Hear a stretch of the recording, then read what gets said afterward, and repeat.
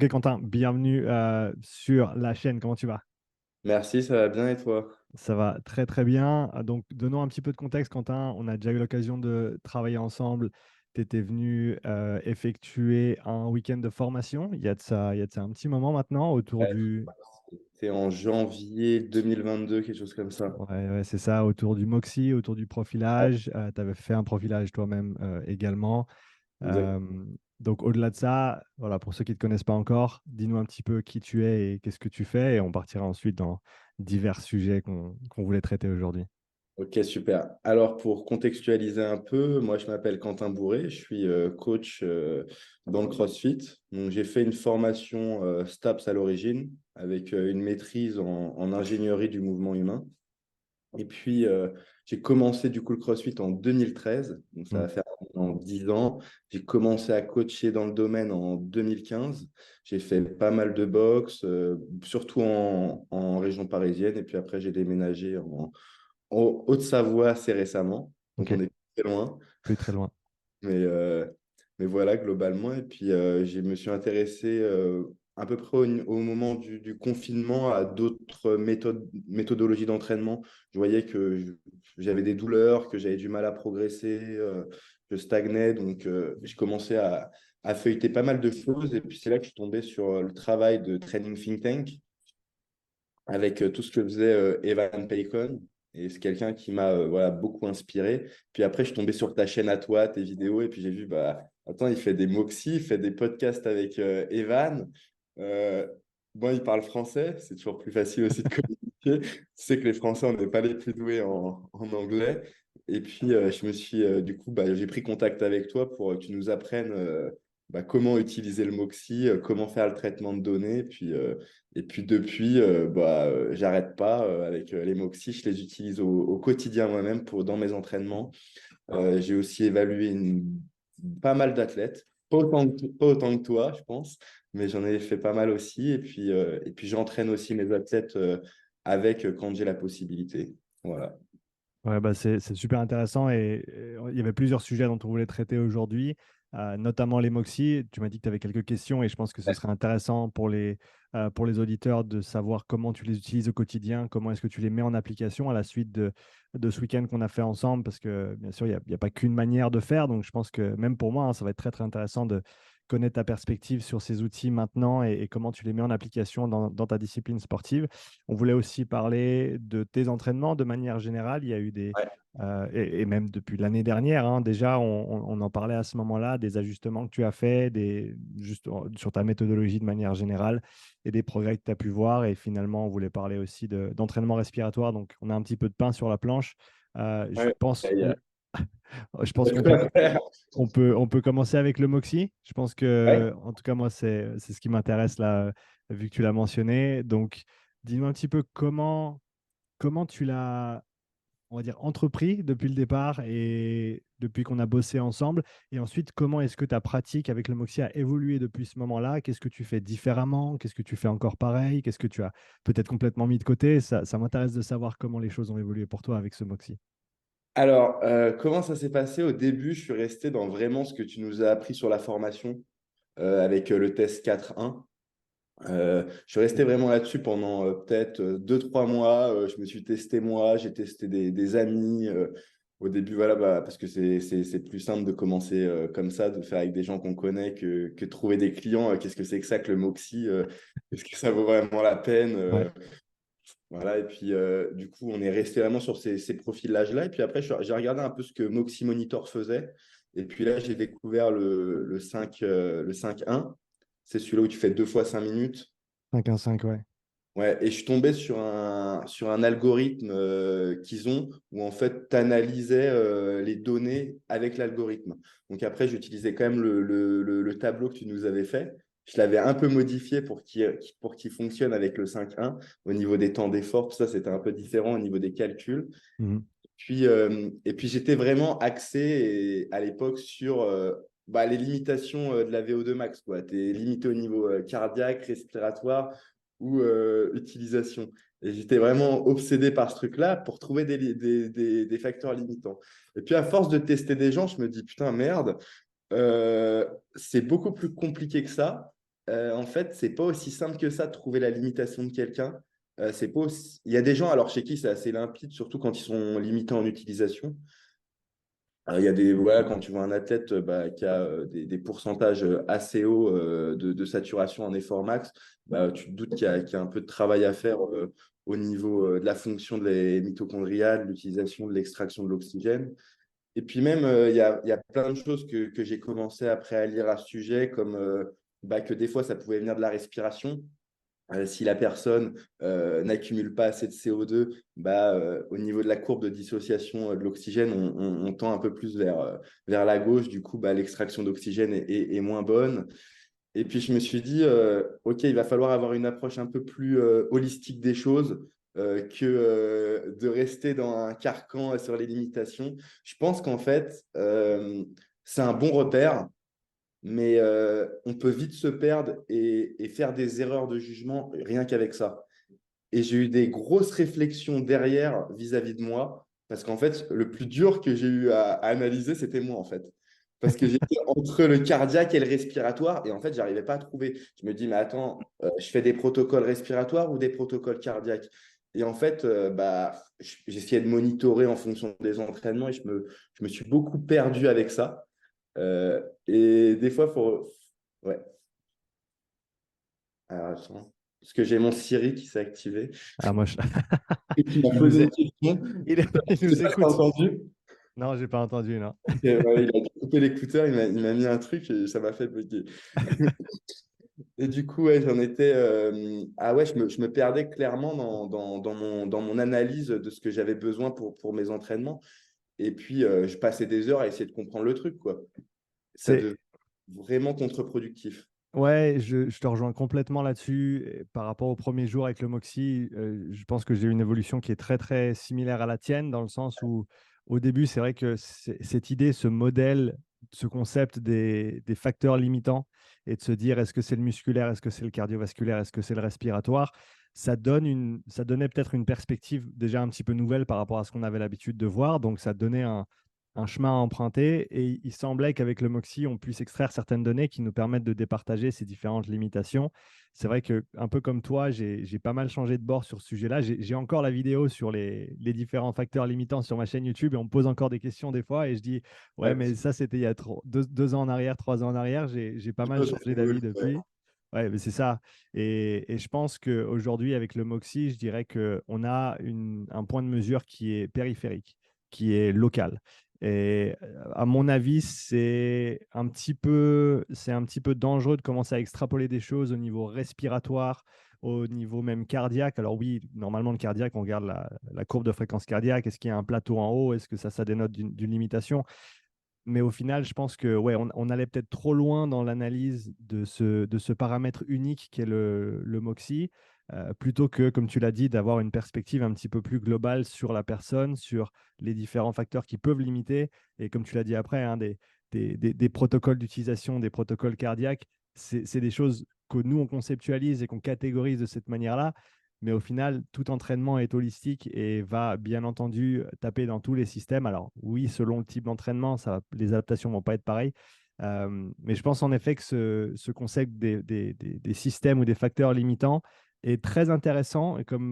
Et ça, tu me l'as certainement déjà entendu dire, comme George Box dit souvent, tous les modèles sont faux, mais certains sont utiles. Je pense que ça, c'est un modèle qui peut être utile à un certain niveau.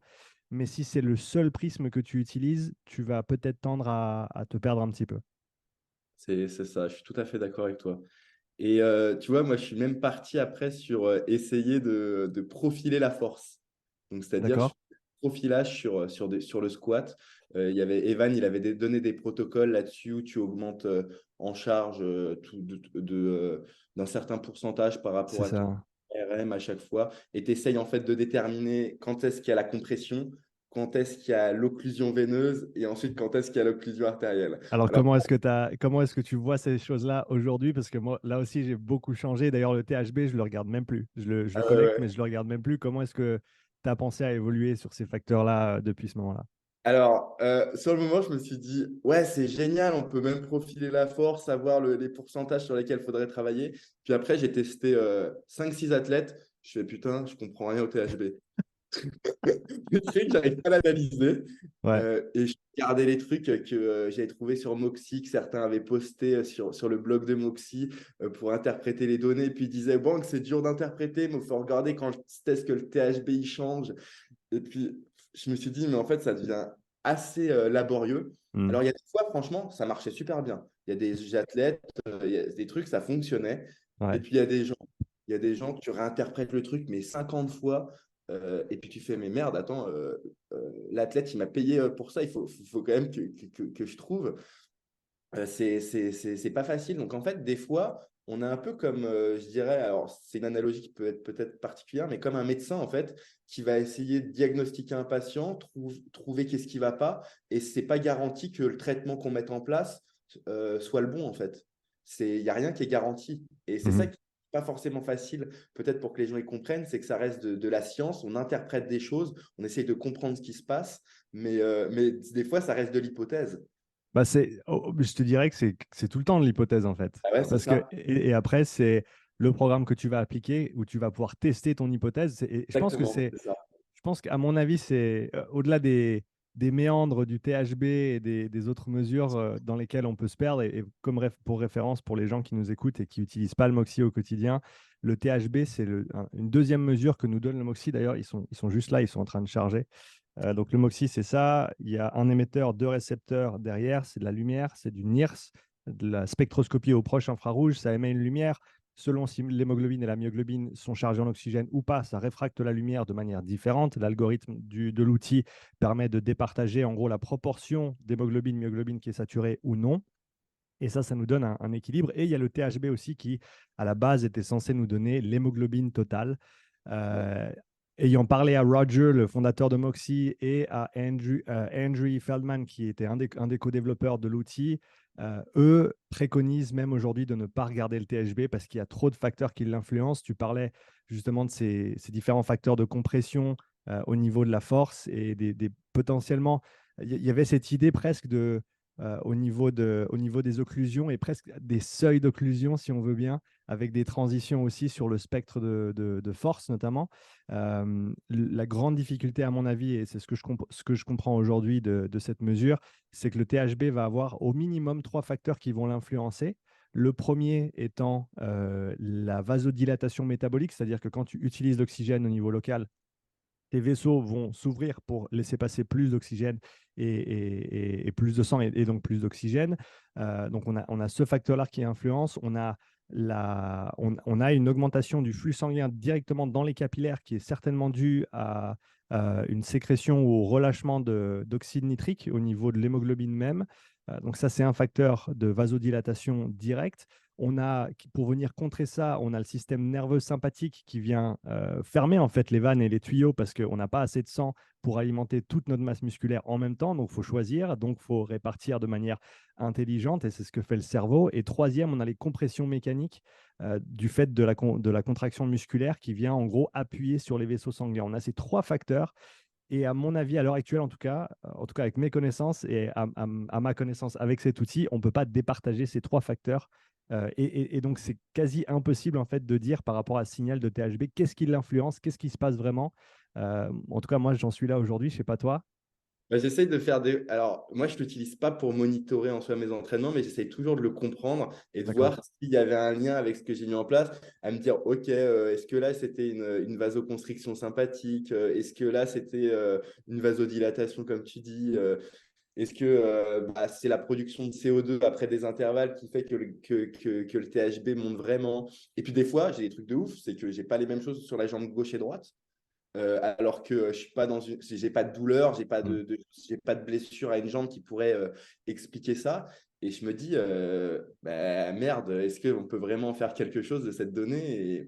Et je pense ouais, qu'il faut être très très méfiant avec. Ça peut être des fois des mauvaises interprétations. Alors, il y a eu des choses par contre où ça a bien fonctionné. Moi, l'autre fois, j'avais testé un coureur et puis j'ai vu qu'il avait une vasoconstriction au niveau des jambes, au niveau des vastes latérales quand il se mettait en haute intensité. Et puis, je me dis, bon, bah attends, il doit peut-être être limité au niveau cardiaque. Je me dis ça. Et puis, on commence à faire des protocoles cardiaques. Et puis, je regarde les données. Et puis, je lis des trucs à côté. Et je vois, attends, mais en fait, apparemment, le système respiratoire pourrait voler une partie du sang en fait, aux muscles locomoteurs. C'est le métaboréflexe respiratoire. C'est ça. Et puis, en fait, je me suis rendu compte, il y avait pas mal de choses dans les données qui me menaient à penser qui me menaient à penser que c'était plus ça qu'une vraie limitation cardiaque. Et du coup, ce que j'ai fait, c'est que j'ai axé le travail sur des intervalles qui stresseraient plus le système respiratoire. J'ai mis un petit peu de travail sur le débit cardiaque à côté et on a eu des super bons résultats. Mhm. Alors, ça reste une hypothèse, hein, mais je me dis que ça a peut-être bien fonctionné grâce à ça. Bah, ce qui est bien, c'est que ça a fonctionné. Ouais, c'est ça. Après, il y a une. Est-ce que tu as lu, comment il s'appelle, Thinking Fast and Slow de Daniel Kahneman? Non. Je sais pas comment, je sais même pas s'il est traduit en français, mais en gros, c'est un livre sur, de manière assez large, les neurosciences et tous les biais qu'on a en tant qu'être humain et de notre manière de réfléchir et de penser, Ouais, et les différents, on va dire, systèmes de réflexion qu'on utilise au niveau de notre cerveau, de notre système nerveux, de notre perception. Et il y a une chose qui ressort et qui m'a toujours marqué, et c'est quelque chose que Pat Davidson disait souvent, c'est que tu peux tu peux avoir raison sur les résultats, mais tu peux avoir tort sur ton raisonnement qui y est arrivé. C'est-à-dire que c'est tout à fait possible, et je me compte dans le lot tout à fait, hein, d'émettre une hypothèse, de dire, ah ouais, c'est ça, donc on va faire ça. Tu fais l'intervention, et ça a fonctionné, mais est-ce que ça a fonctionné parce que tu avais raison dans un premier temps, ou est-ce que ça a fonctionné parce que c'était un nouveau protocole que la personne n'a jamais eu et donc auquel elle va certainement bien répondre, ou est-ce que c'était une autre raison qui est complètement inconnue à nous jusqu'à ce jour? C'est toujours difficile de dire, mais quoi qu'il en soit, bah, tu sais que déjà tu as un protocole qui fonctionne pour ce profil-là. Donc ça, c'est quelque chose que tu peux ensuite remettre en place et réutiliser. Mais je pense que en tout cas, moi, c'est une des choses qui me fascine avec ces profilages. C'est pas que c'est de loin pas une science exacte, c'est de loin pas parfait comme approche. Par contre, ça te permet voilà, d'avoir une réflexion, de mettre en place certaines interventions et ensuite de voir si ça a fonctionné ou pas. Et au final, avec ce processus ben, qui est très scientifique, hein, on peut dire, euh, tu développes petit à petit ta propre philosophie de coaching, tes propres interventions, ta propre méthodologie.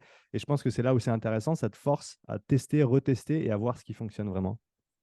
C'est exactement ça. Et du coup, d'ailleurs, suite à ça, je me suis dit, bah attends, je vais essayer de mettre un moxie sur les muscles intercostaux et voir si j'arrive à choper le TH Mhm. et voir si je vois que le THB il monte. Donc, j'ai d'abord testé sur moi. J'ai testé un peu sur ma copine aussi avant de tester sur des clients. Alors, sur moi, c'est la catastrophe. Je perds le THB en fonction que je suis. Alors, je comprends pas. Des fois, je suis sur le rameur, des fois, sur le biker. J'essaye de faire des trucs assez stables. Et franchement, en fait, la peau, elle bouge des Ouais, fois en fonction du mouvement que tu as. Et en fait, tu perds le signal parce que le THB, il part sur une côte. Enfin, l'émetteur, il part sur une côte. ouais, ouais. C'est le bordel. Alors, par contre, avec ma copine, j'ai des bonnes données. Je ne sais pas pourquoi, ça doit avoir une morphologie qui est mieux adaptée. J'ai essayé aussi sur un athlète que je suis depuis un peu plus longtemps, que des fois je monitore. Et j'ai essayé de lui mettre pendant des WOD de CrossFit. Mhm. Alors, il y a eu des WOD où j'ai chopé des données intéressantes et d'autres où le THB, c'était mais n'importe quoi, je perdais les données. Mais du coup, je reste très, très vigilant de ce que j'ai pu trouver. En fait, je pense que quand on a une hypothèse, il ne faut pas se dire, ah, j'ai vu un marqueur ici, je vais valider cette hypothèse. Moi, j'attends d'avoir plusieurs marqueurs de plein de choses que j'ai testées qui essayent de me conduire vers la même finalité. Et là, je me dis que j'ai plus de chances de moins me tromper. Ouais, et bah, c'est le raisonnement que j'ai suivi également avec mes profilages et l'ajout progressif de différents outils de mesure. Là, je viens de me procurer un Stride que je vais pouvoir commencer à utiliser pendant les tests en course à pied pour ajouter ce paramètre de puissance et d'autres Ouais, valeurs qu'il peut apporter aussi. Et ouais, c'est la raison première pour laquelle j'utilise l'hémoxie, le lactate, le VO2, le RPE, la fréquence cardiaque, enfin, tout ce que je peux c'est ça. collecter, j'essaie de le collecter. Et oui, si tu as un seul indicateur ou un seul paramètre qui te pointe dans une direction, bah, c'est quelque chose à peut-être à regarder de loin. Mais dès le moment où tu as deux, trois, quatre choses qui pointent dans la même direction, ça te permet d'être beaucoup plus confiant, en tout cas avec ton interprétation, et et de la manière dont tu vas aborder la résolution de la situation, si on veut bien. C'est clair. Et du coup, toi, tu avais essayé au niveau costal, parce que je crois qu'une fois que tu en avais parlé, du coup, tu as dû essayer aussi, et je pense que ça n'a pas dû être très concluant non plus. Ça, c'est quelque chose que j'aimerais réexplorer prochainement. Ouais, Je l'avais fait à l'époque avec Nico. On faisait des entraînements respiratoires avec le P100. ouais, Je me rappelle, on était en camp d'entraînement à Macolin, ici en Suisse, au Centre national. On avait fait deux, trois séances d'entraînement respiratoire avec Nico et j'avais réussi à choper un bon signal sur les intercostaux à ce moment-là.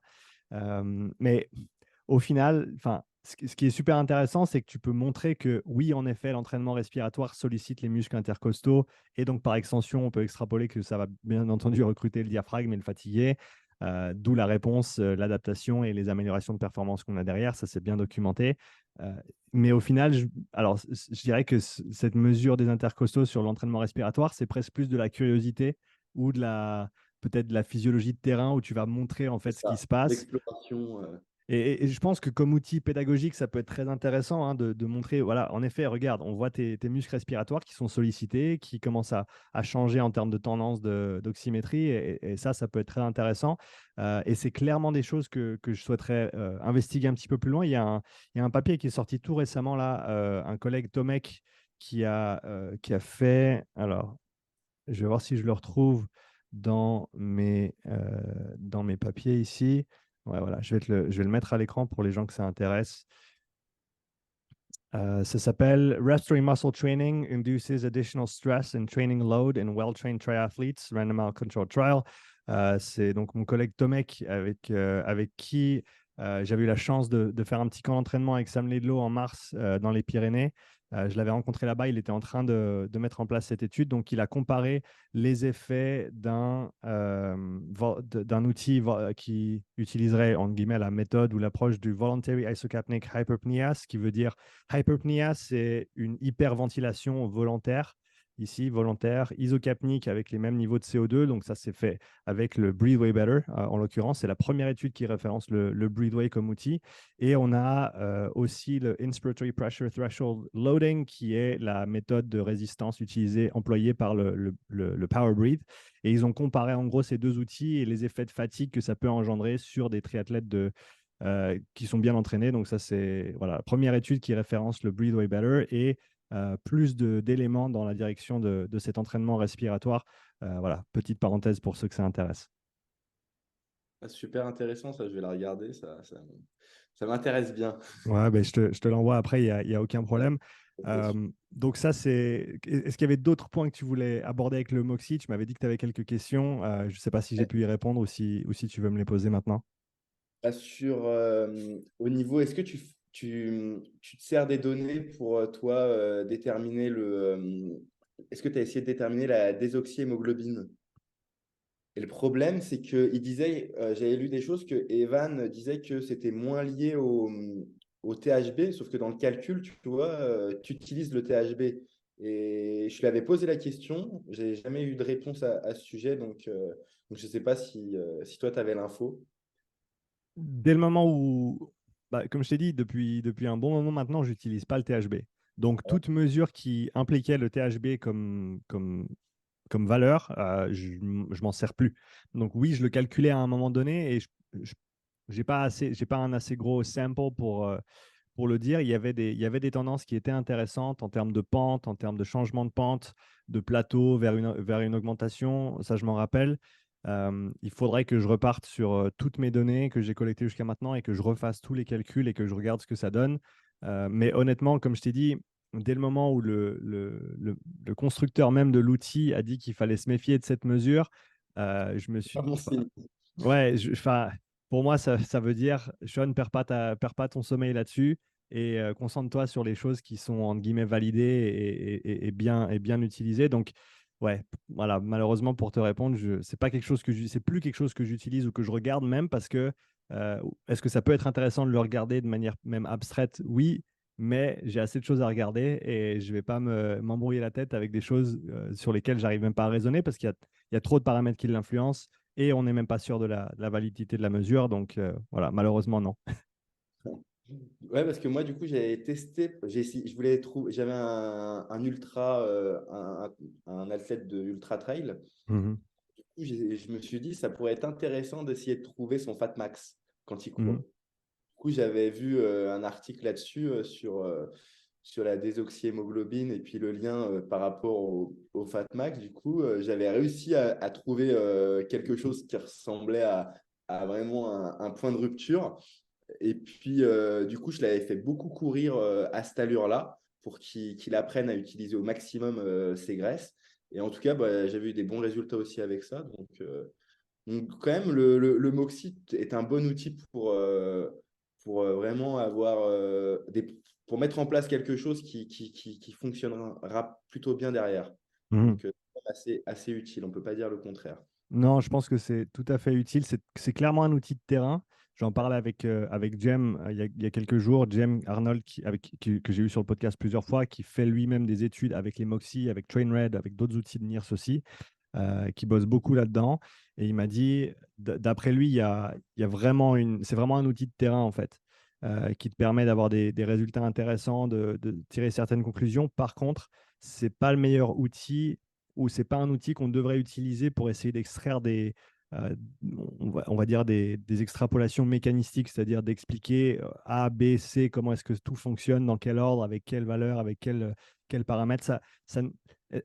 On arrive à en tirer peut-être des idées globales sur lesquelles on peut poser des questions, mais ça ne nous donne pas nécessairement de réponse. Ça, c'est un truc que je vous avais dit dans le week-end de formation, c'est que vous allez arriver avec plein de questions, vous allez repartir avec encore plus de questions que ceux avec lesquels le nombre avec lesquels vous êtes arrivé.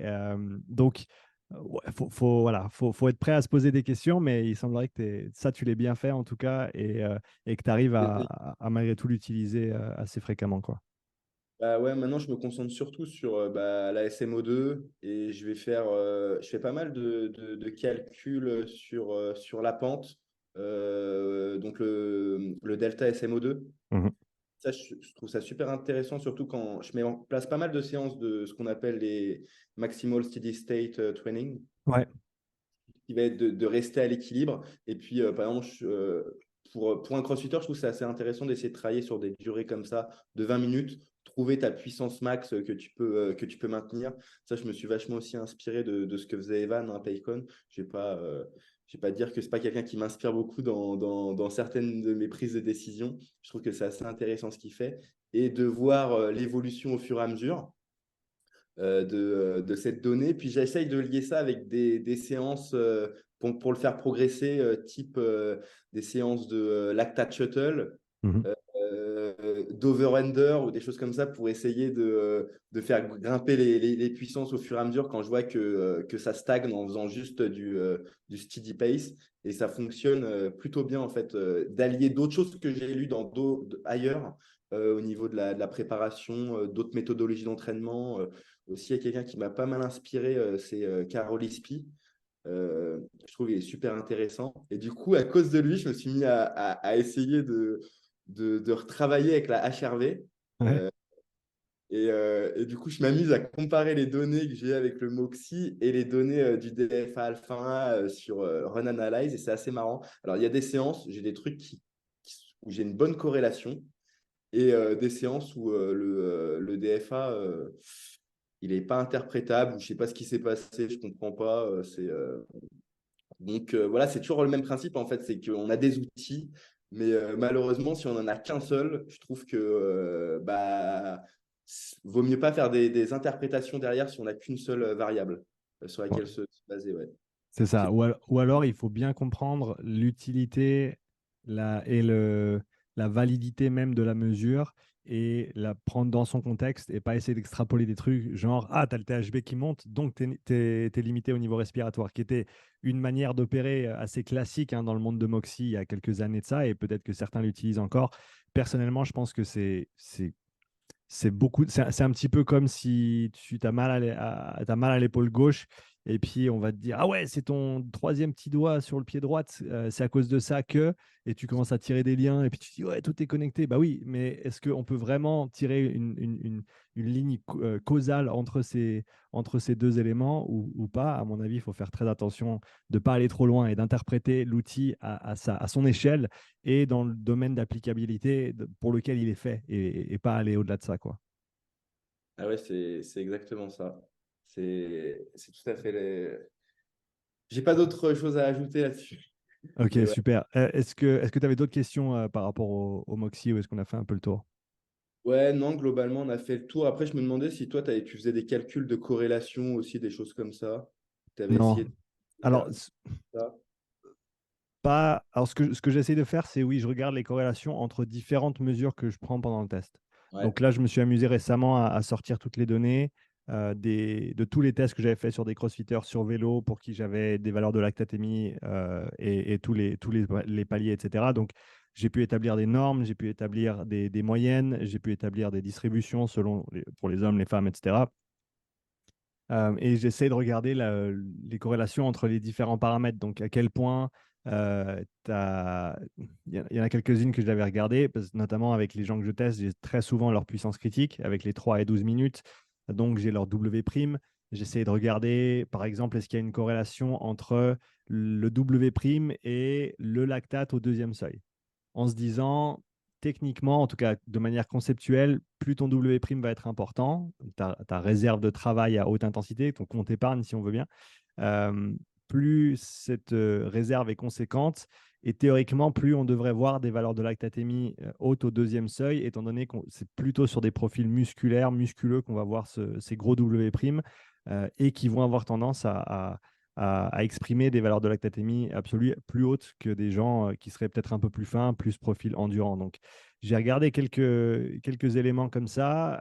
Ce que j'ai trouvé de plus intéressant, c'était euh, de tête, c'était plutôt par rapport aux différents seuils. C'est-à-dire que si tu termines sur ce palier-là, il y a de grandes chances que, enfin, je peux calculer de manière assez, euh, a- assez proche ton deuxième seuil, moins ton premier seuil. Le premier seuil est beaucoup moins corrélé à tes performances. Ça, il y a une grosse variation quand même. Il y avait d'autres valeurs intéressantes qui ressortaient, mais je dirais que ça, c'était les principales.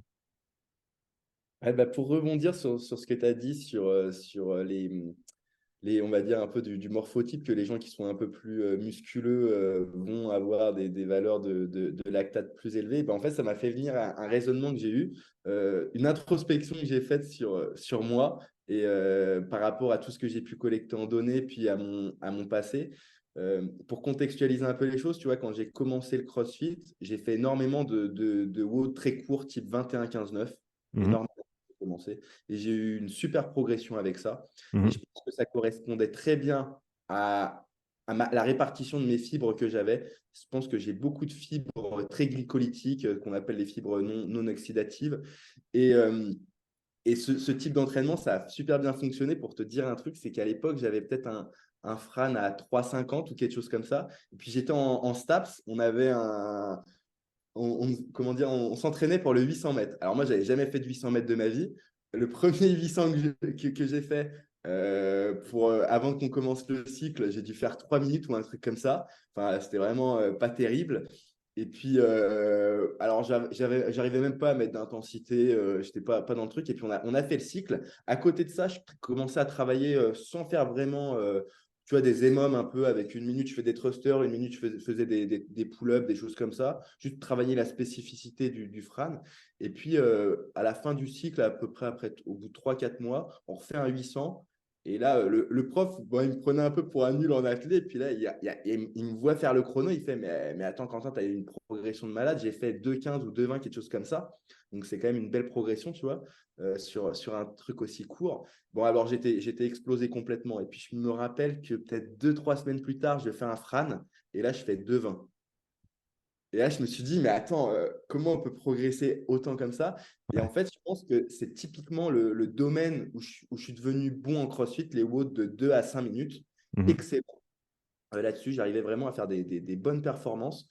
Et par contre, au-delà, je me fumais. je me fumais complètement et puis je partais même en hypoglycémie, des trucs de dingue. En fait, j'étais hyper dépendant du sucre, Mhm. complètement dépendant du sucre. Et des fois même, j'arrivais et puis j'avais oublié de manger, je me connaissais pas très bien à l'époque, je faisais pas les choses bien.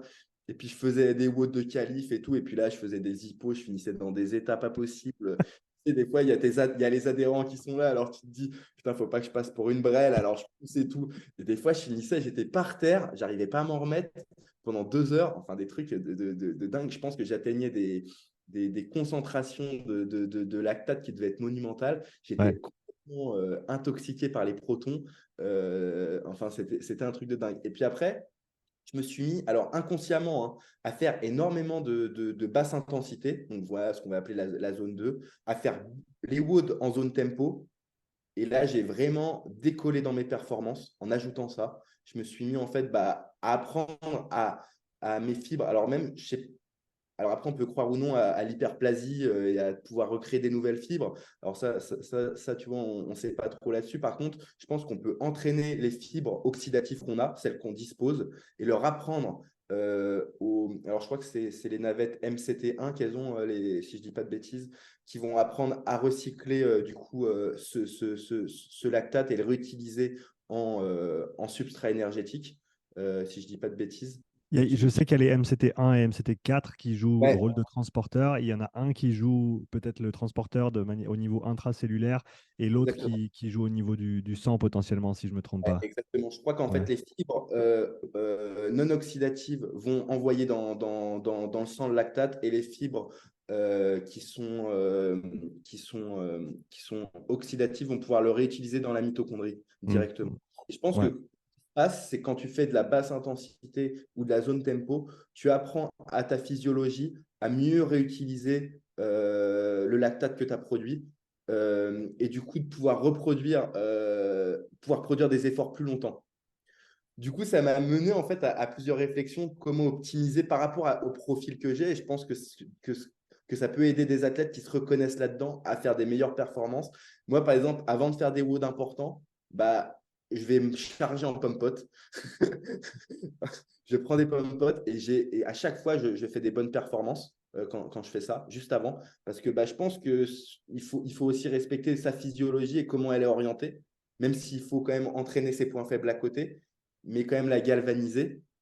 Et à chaque fois, par contre, que je ne le fais pas, je sens qu'il y a une baisse de performance. Surtout que quand on est stressé, on sait que le corps, comme il sait qu'il va subir un stress, la glycémie augmente, ce qui veut dire qu'on utilise une grande partie de nos ressources énergétiques. Du coup, quand tu arrives au Metcon et que tu stresses depuis déjà 3 4 heures avant de le faire, parce que tu penses et tu psychotes, tu as déjà utilisé une grosse partie de tes réserves. Donc, te recharger juste avant de le faire, je pense que ça peut être un bon moyen de limiter la baisse de performance pour ce type de profil. Ça Je reste pense, de je pense que l'hypothèse. non, je pense que ça se tient. Ça se tient en termes de disponibilité de sucre, surtout par rapport aux événements très courts et très intenses que tu as effectués. Après, il y a un facteur psychologique aussi, à mon avis, hein. De tête, j'ai peut-être tort, mais de tête, le glucose extrinsèque, si on appelle ça comme ça, qui vient de l'extérieur du corps, commence à être, on va dire, indispensable à partir de 30-40 minutes d'effort. Donc, d'après ce que je comprends, en tout cas à l'heure actuelle, sur les efforts plus courts, c'est pas un facteur limitant de la performance. Par contre, est-ce que ça peut faire une différence au niveau de ta perception? Est-ce que ça peut faire une différence à ce niveau-là? À mon avis, oui, clairement. Et surtout quand tu as, l'habitude, où tu sais que tu fonctionnes comme ça, c'est très intéressant. Je veux revenir sur ce que tu as dit avant. Zone 2, zone 3, hein, quand tu dis tempo, c'est du 5 à 7 sur 10, on va dire, sur des périodes un petit peu plus prolongées. Soutenu, c'est dur, mais c'est pas si dur que ça. C'est plutôt long et chiant qu'autre chose. Et de tout ce que j'ai fait jusqu'à maintenant, et d'ailleurs, c'est, je pense, une des choses qui fonctionne aussi bien avec ma prog Endure, c'est simplement ces séances de tempo. À mon avis, c'est l'arme secrète. C'est l'arme secrète des gens qui s'entraînent à haute intensité. Il y a des moments dans l'année où tu dois passer par la case zone 2, zone 3. Alors, zone 2, je pense que c'est assez léger pour pouvoir l'introduire de manière assez fréquente et de manière assez transversale tout au long de l'année.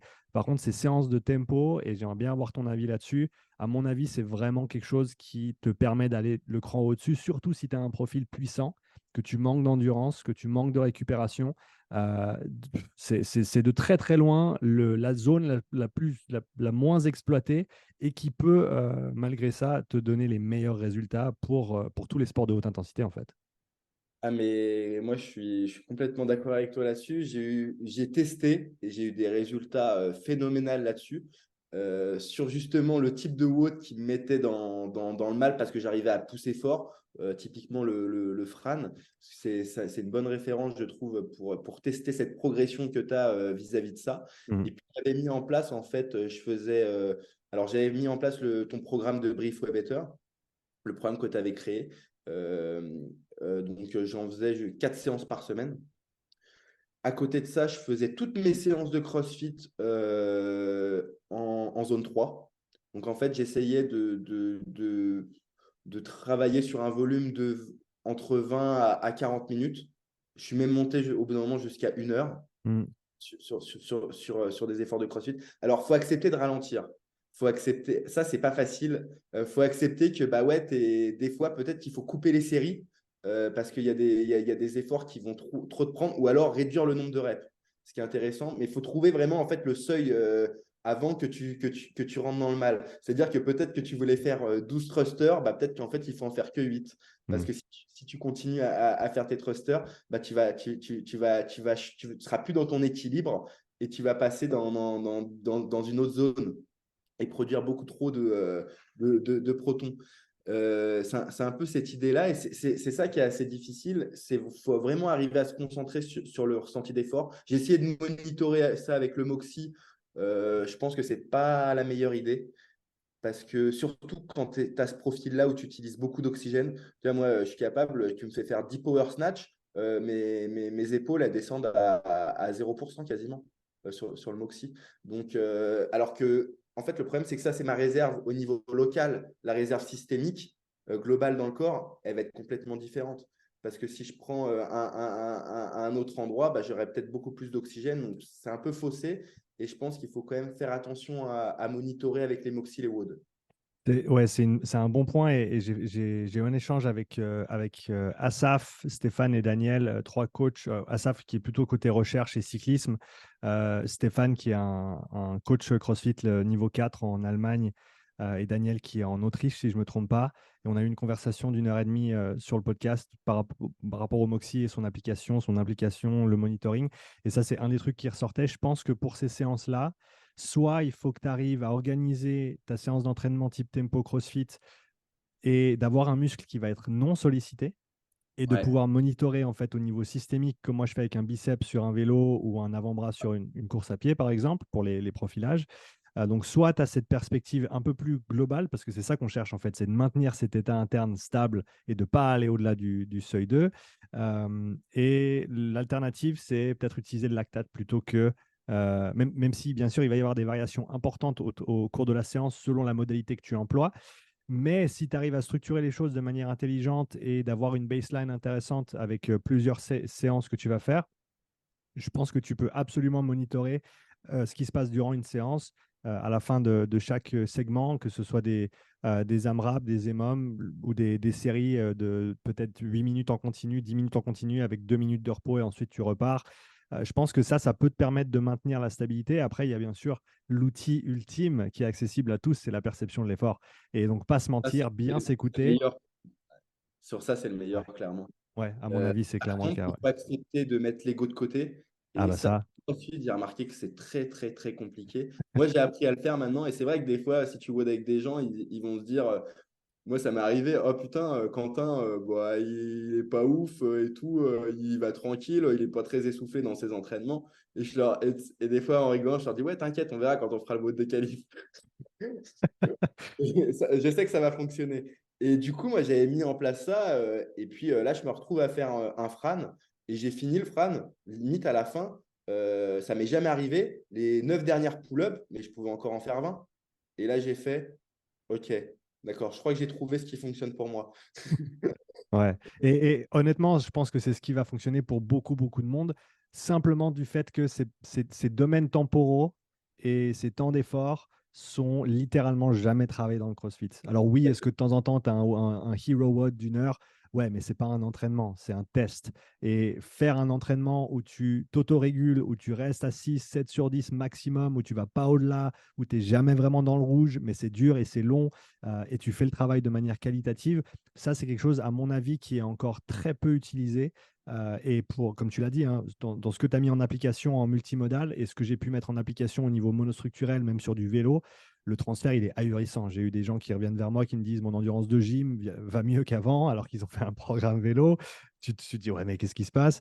Ben ouais, en fait, c'est ces adaptations systémiques qui vont avoir un tel effet sur tout le corps que peu importe comment tu les fais, que tu les fasses en course à pied sur un éco-bike ou sur un bike erg ou en multimodal comme tu le fais toi, c'est du volume, c'est de la qualité et c'est de la physiologie qui va ensuite se transférer sur tout le reste, quoi. Tu modifies complètement la biochimie, en fait.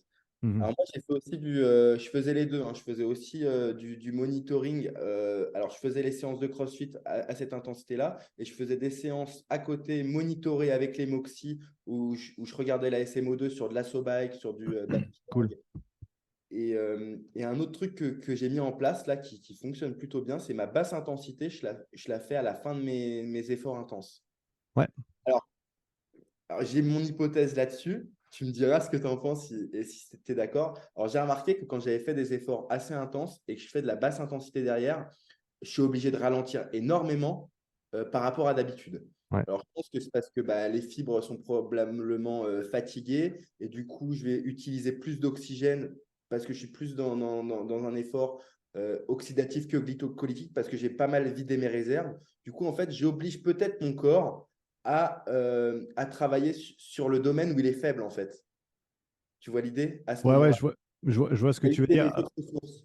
Je serais tout à fait en lien avec toi. Enfin, moi, j'aime bien, hein, avoir cette basse intensité, post-intensité. Je pense qu'il y a plusieurs facteurs. Il faut se dire que quand tu es fatigué, tes seuils changent. Donc, tes seuils Ouais, montent avec alors, c'est l'entraînement, un truc de dingue. tes C'est un seuils truc de descendent avec la fatigue. Et donc, tu es obligé, oui, si tu veux respecter ces intensités internes, de réduire la voilure par rapport à ce que tu ferais quand tu es frais. Il y a ça.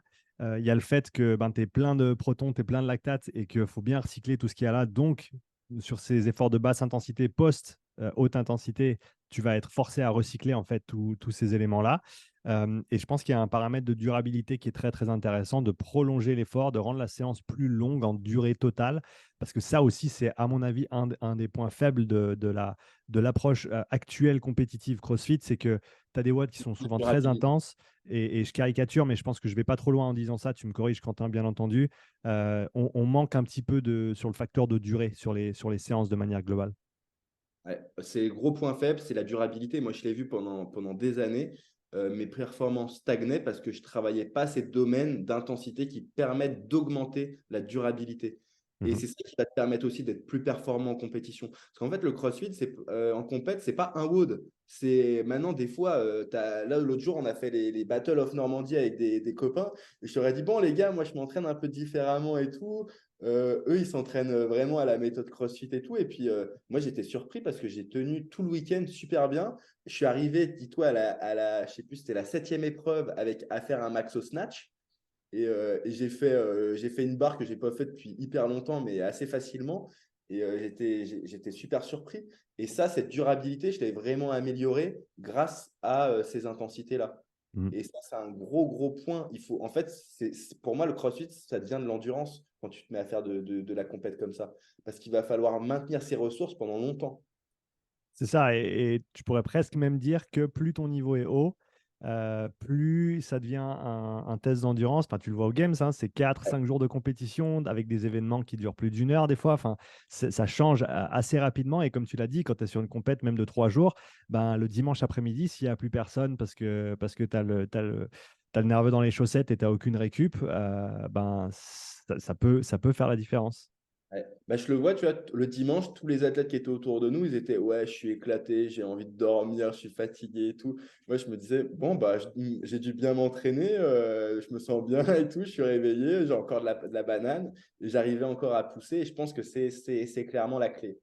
Ouais. C'est travailler cette durabilité avec ces intensités-là. Ouais, c'est vraiment, tu as bien fait de le mettre en avant. Je pense que c'est vraiment deux axes de progression sur le côté cardio au niveau CrossFit qui sont indéniables. C'est ces allures type tempo et ce facteur durabilité au niveau de la récupération, de l'endurance, etc. Deux choses qu'il faut absolument pas négliger, quoi. Euh, vas-y, vas-y. Ouais, je pense un conseil que je peux donner aussi aux crossfitters, c'est des fois, une fois que vous avez fini Woodwood, au lieu de rester par terre et discuter pendant 30 minutes, alors c'est bien hein, discuter, mais foutez-vous Pose sur le ton cul vélo, sur un vélo. Pose ton cul foutez-vous sur sur un le vélo. vélo et discutez sur le vélo. Ça. Ça sera hyper bénéfique pour vous. Il n'y a pas besoin de mettre d'intensité, c'est vraiment, il faut tourner. Et je pense que c'est un gain de temps. C'est un gain de temps. Parce que bah, tout le monde met du temps avant d'arrêter en fait, de revenir dans son état un peu plus stable, un peu plus lucide. Mhm. Et même si c'est des fois que 20 minutes, si vous faites ça tous les jours, 5 fois par semaine, bah, vous commencez à accumuler un volume qui devient non négligeable, quoi. Et je C'est pense ça. que c'est la stratégie qu'il faut avoir. Si en plus, un jour, tu arrives à te mettre dans ton entraînement une vraie séance de basse intensité, tu cumules tout ça, bah, tu commences à être un truc pas mal. Je pense que ça devient clairement intéressant, même si c'est des 20 minutes par-ci par-là dans la semaine, comme tu as dit, accumulé dans la semaine, c'est non négligeable. Un dernier point que je voulais aborder avec toi, Quentin, c'est l'entraînement respiratoire. Tu en as parlé brièvement. Je sais que avant de procurer le Breathway, de faire le programme d'entraînement que j'avais mis en place, tu avais déjà exploré un petit peu l'entraînement respiratoire. Donc, parle-nous de ce que tu avais fait avant et parle-nous ensuite de ce que tu as fait avec le Breathway et comment ça t'a aidé. Alors, moi, ce que j'avais mis en place au début, ça venait de ce que j'avais vu sur Training Think Tank et les formations qu'ils avaient produites, c'est-à-dire de faire apprendre déjà à contrôler son système respiratoire, parce qu'en fait, des fois, on n'a pas forcément besoin d'un outil, apprendre à contrôler son diaphragme, réapprendre à respirer au niveau ventral, au niveau aussi lombaire, d'arriver à gonfler tout ça. Hmm. Je me suis rendu compte qu'en fait, bah, je n'utilisais pas tout mon potentiel. Déjà de base, quand j'étais reposé. Donc, j'ai retravaillé là-dessus. J'ai vu une amélioration vraiment significative à faire que ça, à rapprendre à mobiliser. À côté de ça, j'ai commencé à me poser des questions. Est-ce que j'arrive à respirer dans les mouvements du sport?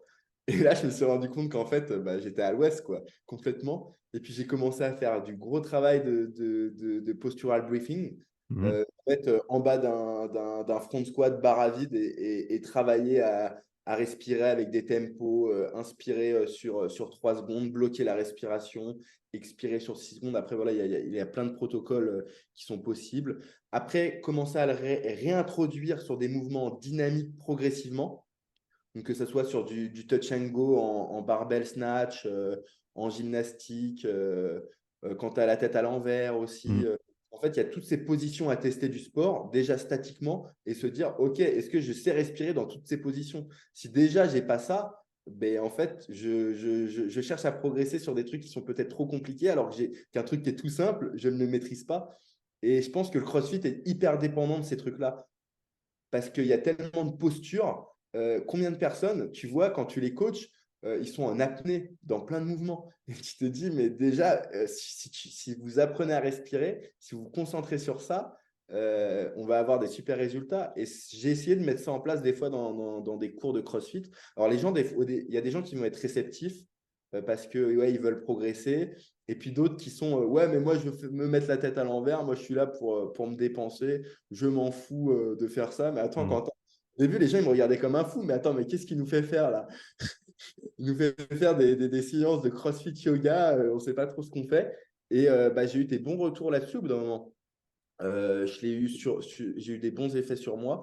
Il y a un WOD pour te dire. Alors, j'ai pas mis en place que ça. J'avais mis en place aussi un type d'intervalle avec des efforts répétés.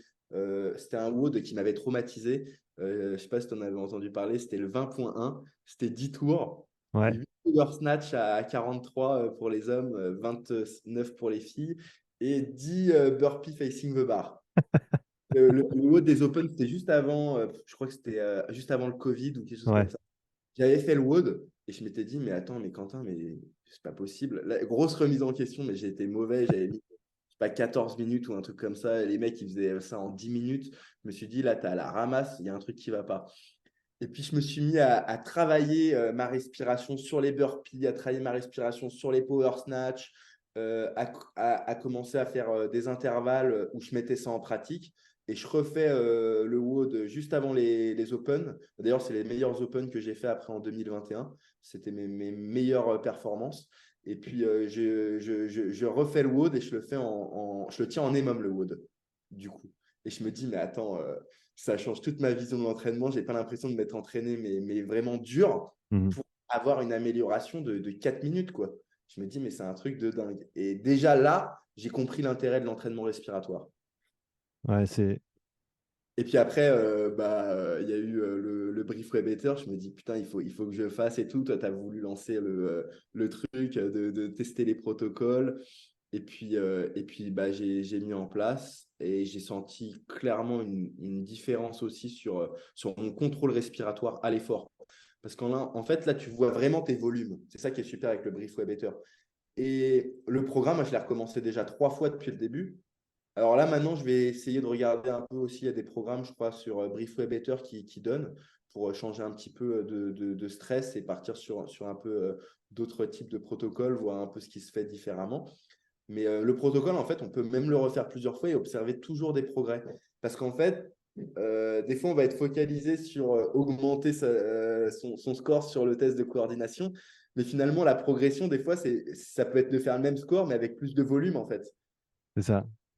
Et ça, c'est super, super intéressant parce qu'en fait, tu te dis, j'ai plein de marges de progression dans différents domaines. Oui, je peux essayer de tenir ma coordination plus longtemps, mais est-ce que c'est vraiment ce qui est important ou est-ce que c'est plus important de peut-être garder une fréquence plus basse, mais d'avoir des plus gros volumes? Tu vois? Et c'est super, franchement, parce que tu peux refaire le même programme et continuer à avoir des progrès. Ça, c'est vraiment bien que tu le mettes en avant. Je pense que c'est quelque chose qui est tellement nouveau pour la plupart des gens, comme tu le dis, le revisiter plusieurs fois de suite. Et je suis content que tu l'aies. Je connais pas mal de monde qui l'ont fait déjà 2 fois, mais 3 fois, pas encore. Tu as, tout intérêt, je pense, à aller voir ce qui se fait d'autre comme en termes de structure, de protocole, de fréquence.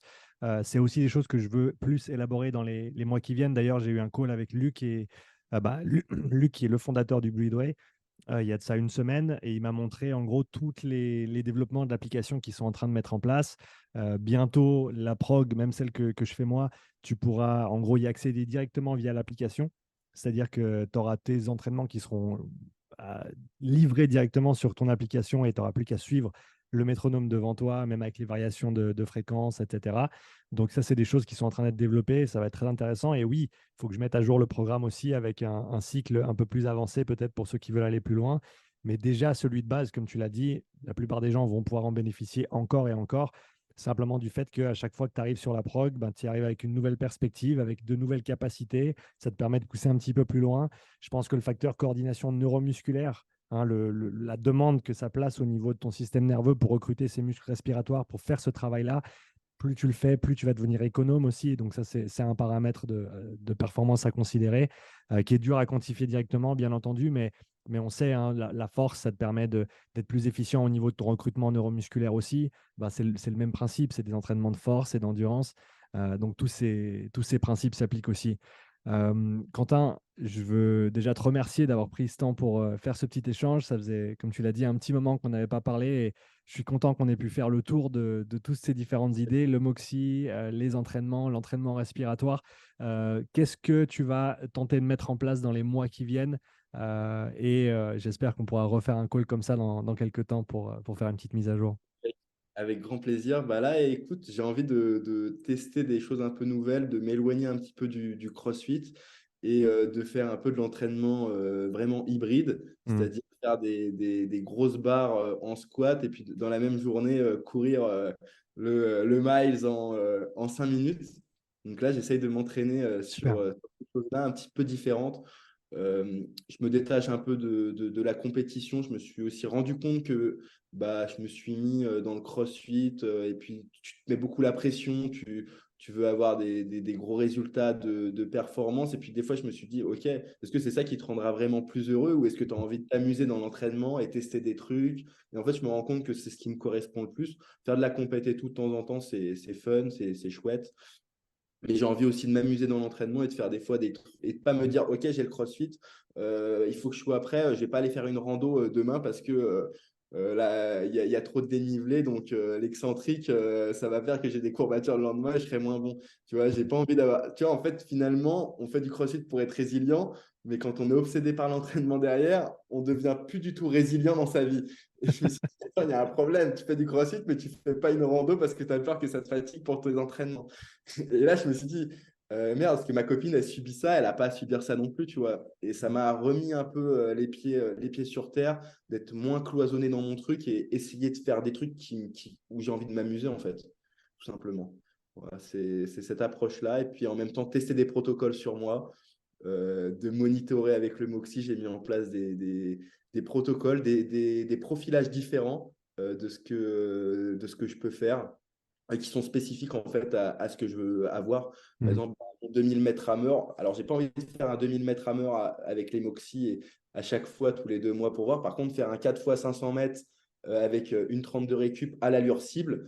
Et en fait, après, je mets en place un protocole de progression, puis je reteste le 4 fois 500 mètres, et puis je regarde au niveau de la saturation en oxygène, je compare avec mon ressenti d'effort, la fréquence cardiaque, toutes ces choses-là, j'essaye de les associer et de voir si je progresse en fait. Et puis si je vois que j'ai progressé, bah, je vais descendre l'allure progressivement. Et puis au bout d'un an, peut-être je retenterai le 2000 mètres rameur. Ça, Vraiment. faut pas le tester trop souvent, celui-là. Non, non, non, non, même je pense que les tests, si tu te finis par t'en dégoûter, donc j'ai Mhm. trouvé cette stratégie de les découper pour monitorer, avoir un point de repère, et je trouvais ça assez intéressant de faire de cette manière-là, parce que psychologiquement, ça prend beaucoup moins.